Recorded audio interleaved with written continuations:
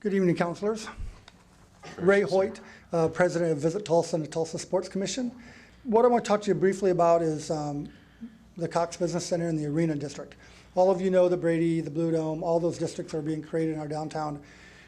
The clear and missing district that's yet to be developed is the Arena District. For lack of better terms, that's what we're calling it. But we feel like it's a missed opportunity for our convention and tourism industry. So we want to talk about how that could happen with this vision project. The Cox Business Center would be phase one. The redevelopment of phase two would be the acquisition of the Page Belcher Federal Courthouse Building and U.S. Postal Building in phase two. If I can go to the slides, please. The Cox Business Center impacts for FY 14-15, Visit Tulsa booked about 17,000 rooms through the convention center related business for the year. Approximately 26,250 attendees. Without the convention center, those attendees never show up. That impact doesn't happen, which is over $28 million in our community, which drives direct tax benefit and indirect economic development. Next slide, please. So Cox Business Center challenges. With only approximately 1,600 hotel rooms downtown, Visit Tulsa's convention business is extremely limited. When you look at other cities like Oklahoma City and Louisville, the other cities we compete with, they have 3,000 and 4,000 hotel rooms downtown. That impacts our ability to book our convention center full service hotel rooms. For the past 5 years, Visit Tulsa has lost over 113,000 room nights. And I say lost, we bid on them, we just didn't win them. Lost is probably not the right word, but we lost the business to the lack of a convention center space and hotel rooms downtown.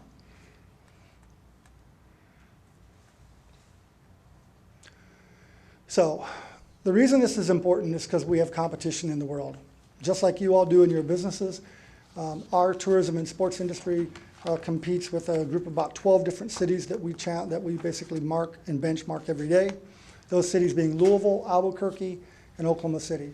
Just a brief kind of overview on those cities. Louisville, Kentucky is in the process of renovating their downtown convention space. Let me pull those information up for you. They're increasing the size of their convention center over the next 2 years by 1/3. That project is costing them about $180 million. They're also bringing in new hotel rooms. One of the events that they've been able to garner because of their convention center increase is the Sweet Adelines. Many of you know who they are. They're a Tulsa-based organization. That's 10,000 room nights that they're taking to Louisville because they have the convention space to meet those needs. One of our other competitors that we challenge every day with is Albuquerque, New Mexico. They just completed a renovation of their existing convention center. Again, we compete with them on many levels, certainly the equine business and the convention business. Their total square footage is 600,000 square feet with 270,000 square feet of meeting and exhibition space. With announced renovations, and they just completed a $25 million renovation of their space in their downtown convention center. Again, making it very competitive for us to compete with those other cities. Last but not least, Oklahoma City. Our friends to the south. They're in the process, they've had some challenges, but they're in the process of using MAPS money to build a brand new convention center downtown. They're working on the location, but they're literally going to spend several $100 million, I think actually more like $400 million. They're going to have a 550,000 square foot brand new convention center downtown, along with several thousand hotel rooms. I can tell you, when they open the doors of that place, you're going to hear a huge sucking sound in Tulsa, because that's going to be all the association business and the state conventions moving to Oklahoma City, because it's the brand new shiny convention center. They're being bold, they're being visionary. They want to compete with people like Louisville, with Fort Worth, with Albuquerque, with Memphis. If we don't get our act together, that's going to be a problem for us. Next slide, please. The plan to expand the Cox Business Center and create an arena district. We've invested several $100 million in the BOK Center, but we've not developed the district. We've not infilled around the convention center or the arena to hold people in the district. Cash registers, hotel rooms, we're getting some new ones, but we don't have enough. Bars and restaurants haven't built down there because when you come out of that arena, you're gone. If you don't walk over to the Blue Dome to Brady, you're getting in your car and you're driving out of downtown. We need to develop that district. Next slide, please. So this isn't a new plan, it's just a plan that we worked with that I think was floated several years ago. We've done some modifications to it. Matrix was the architects and engineers of this process several years ago. We've met with them in Manhattan and looked at these old drawings and brought them back to life. So this is just a small, almost animated video that we had done that shows you a little bit of what this looks like.